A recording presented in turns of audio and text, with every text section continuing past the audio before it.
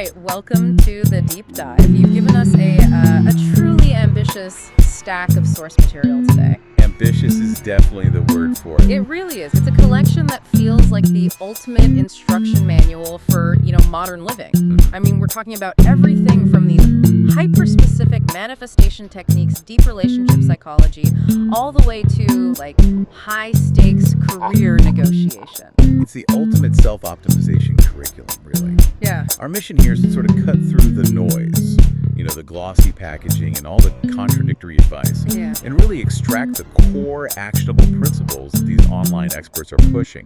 We're looking for that operating system that helps you become what they're all calling a high-value, magnetic individual. And what's so interesting to me is the sense of urgency that's baked into all of this. Oh, absolutely. This isn't about 5-year plans. It's about manifesting things before 2026 or a total identity change in just 3 months. The focus is all on rapid, decisive transformation. Exactly. So we've synthesized all this rapid change advice into 3 clear areas for you. Okay. First, the deep internal mindset shifts that redefine your personal identity. Second, how to master connection and attraction dynamics. And finally, that external strategy, sort of treating your appearance and your performance as a vital form of capital. Let's do it. Let's unpack this, starting with that crucial internal blueprint. Okay, so let's start with the foundational philosophy. It underpins all the manifestation advice, which is basically that the external world reflects your internal one. Right, but this isn't just, fluffy spiritual talk in the sources. They really try to ground it in neuroscience. They do. They root it specifically in the reticular activating system, or the RAS. The RAS. Yeah, and for anyone who's not familiar, the RAS is, it's essentially your brain's filter system. Like a bouncer for your thoughts. That's a perfect way to put it. Every second, you are bombarded with millions of bits of information. But the RAS acts like this highly prejudiced bouncer. It only lets in the information it thinks is relevant to your current focus or your core beliefs.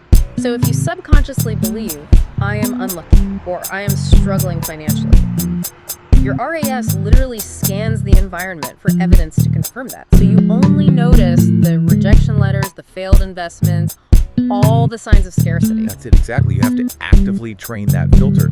The sources really stress that success isn't just about, surface level affirmations or doing a routine. Right. The real shift is reprogramming that RAS to focus on growth and potential, not avoidance and lack. Energy genuinely flows where your attention goes. So if all your cognitive bandwidth is taken up by the fear of being broke, then you are energetically vibrating on scarcity. That's the language they use. Yeah. And it means your brain won't even register the opportunities for abundance that are right in front of you. That makes the process of identity shifting sound extremely technical. It is, in a way. You have to consciously decide who this upgraded version of yourself is, and then just start operating from that point immediately. It's about manufacturing your own identity. The key technique here is using identity statements. Okay. Simple, positive declarations that describe the person you are becoming. So it's not, I wish I had boundaries. It's I'm a woman who honors her boundaries without guilt. precisely. And the mechanism works because once your internal self-image is upgraded, your behavior just follows naturally. Yeah. Decision-making becomes frictionless. You don't have to debate whether to say no to something. The new you simply does not accept that. I love that idea of strengthening the neural pathway until the new behavior is just the default. But let's dig into a concept that could be a little tricky. Conscious delusion. The sources call it the holly-go-lightly mindset. Yes. You are fully aware your life is imperfect or messy, but you consciously choose to inhabit the version of yourself that is thriving. And this is where we need to draw a sharp line, right? Is this toxic positivity or is it strategic reframing? Good question. The sources argue it's the latter. It's about editing your life, not lying. It means making the hard parts feel cinematic rather than tragic. So you're not ignoring the rent is due. No, not at all. You are romanticizing the persistence required to earn that rent. You're maintaining a composure that doesn't get sucked into every little emotional drama.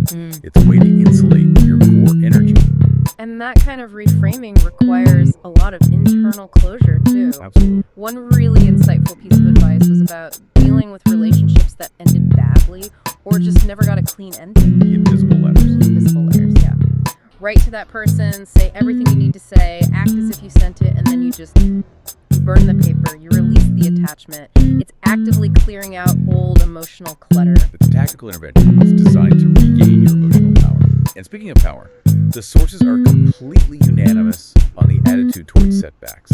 Failure is not an event, it's preparation. They specifically counter what they call the readiness myth. And this is that psychological trap that tells you that you need one more qualification or one more month of practice before you can actually start. Right, you're never ready. Never.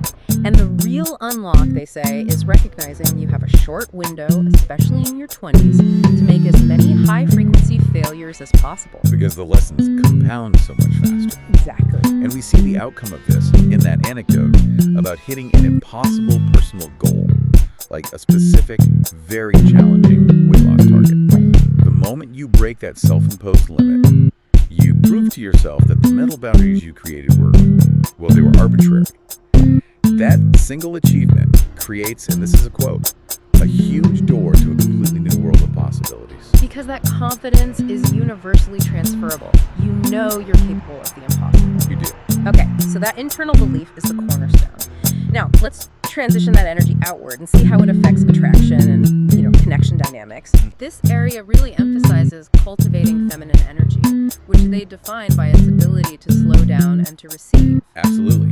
The feminine being is intentionally not in a rush. And this isn't just a metaphor, it manifests physically. How so? They say to slow down your posture, your walking, your speech. You consciously avoid using filler words like or like. And that creates this powerful sense of presence and intentionality. And this emphasis on receiving is so crucial. The key piece of advice for cultivating a high-value persona is learning to accept help or a gift without reacting with shock or rejecting it. Yes. You have to reinforce the belief, both internally and externally, that I do deserve that. And that skill, it directly contradicts the dominant hustler energy culture that we see everywhere. The one that celebrates rigidity and total self-sufficiency. If you can't receive, you shut down the flow of abundance. One source, drawing from context, actually posits that the feminine partner's energy is like fuel to the masculine. That's a big claim.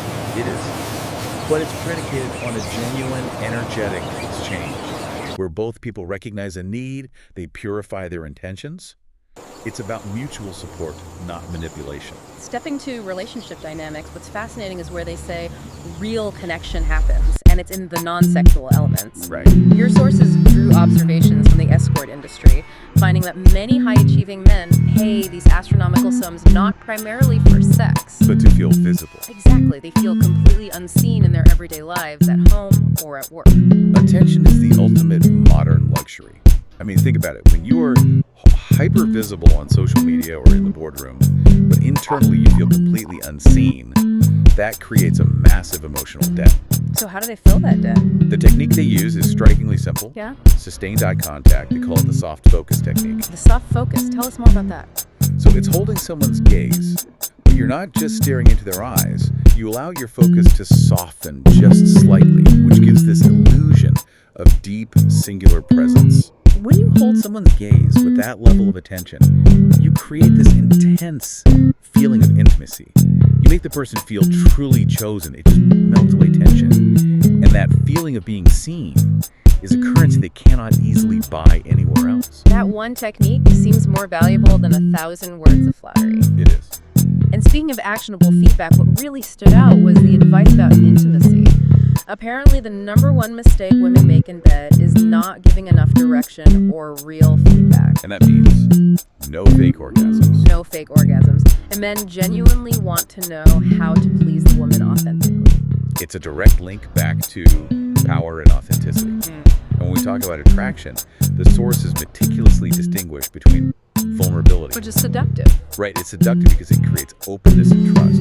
They distinguish that from insecurity, which is anti-seductive because it's constantly demanding validation. Right. So confidence in this whole self-optimization model isn't just a feeling. It comes from external skills, from achievements, from having a consistent track record of success. Moving on to the practical mechanics of a relationship, conflict is, it's inevitable, but secure partners know how to handle it maturely.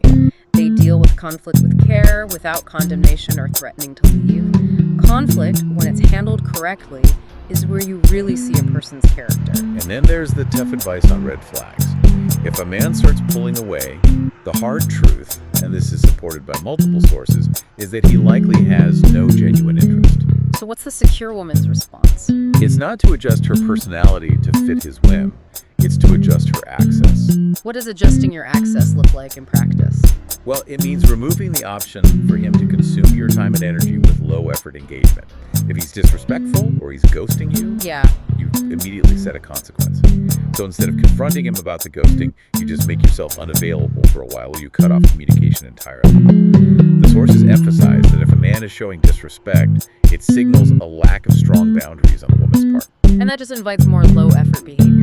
Exactly. It shifts the power dynamic instantly. The final piece on relationships was this idea of an intimacy roadmap. We often just focus on physical or emotional intimacy, but healthy relationships need consistent cultivation of multiple types. That's so true. You might have great conversations, great sexual chemistry, but if you lack intellectual alignment or the ability to handle conflict, that shared maturity factor, the relationship is going to struggle.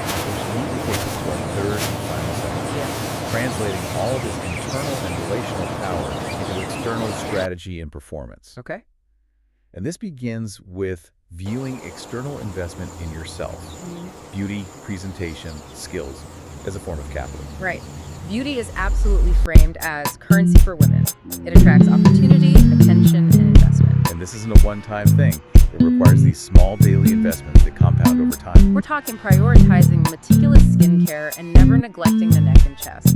And it goes beyond just surface care. The sources advocate for eating nutrient-dense foods, and they even mention specific supplements, magnesium glycinate, vitamin D3, iron, as being helpful for energy and skin health. It's all part of what they call the 110% show-up rule. You have to commit to always looking thoughtfully put together, even if you're just running errands. The grooming specifics get very granular too, moving into skill acquisition, like learning DIY hair care or developing a personal silhouetting uniform so you always know what looks good on your frame. And maybe most importantly, selecting a signature scent and carrying a small size for reapplication. Never underestimate the cognitive impact of smelling fantastic. Never. But this hyper-focus on optimization brings us to a real tension point, doesn't it? Yeah. The balance between authenticity and performance. It really does. We see the rise of what's being called AI beauty, where filters sculpt and lift your features, and the result is everyone looking strangely similar. We optimize for a digital ideal, and we potentially sacrifice what makes us unique. It's the cost of homogenization. And we see this calculated branding in the pop star world too. Rosé, for instance, strategically kept the color pink in her solo work. Right, a subtle anchor back to her black-pink identity. Exactly. While simultaneously signaling her evolution, it's disciplined performance. And if you fail to be clear, you risk criticism. Lisa's alter ego concept, where she adopted all these different personas, was criticized for blurring the musical categories. It made her brand feel chaotic, not cohesive. Strategic performance needs that crystalline clarity to work. And for any of you in the content creation space, the strategy formula is pure performance. You hold tension until the payoff. Raise the stakes. Raise the stakes, deepen the curiosity, and then you deliver the answer. It immediately maximizes watch time. The competitive landscape is so fierce that content creation isn't a hobby anymore. It's a calculated, high-effort business. You basically have to become a professional who requires dedication, even taking acting or comedy classes. So shifting to career and financial success, the sources advise smart women to play to win by breaking what they call the invisible rules of the workplace. I love this part. It means always having multiple backup plans, making sure you have leverage, and mastering negotiation tactics. One of those tactics is anchoring high. Right. If you want $100, you anchor the negotiation at $150. You pull the other side's perceived ceiling higher, ensuring your final offer is much closer to your actual target. And maybe the biggest invisible rule to break is this. Never ask for permission. You flip the script. Yeah. From a request to a declaration. Exactly. Instead of asking, can I take next Friday off? Yeah. You state, I can't be here next Friday, but I will have next project completed by Thursday.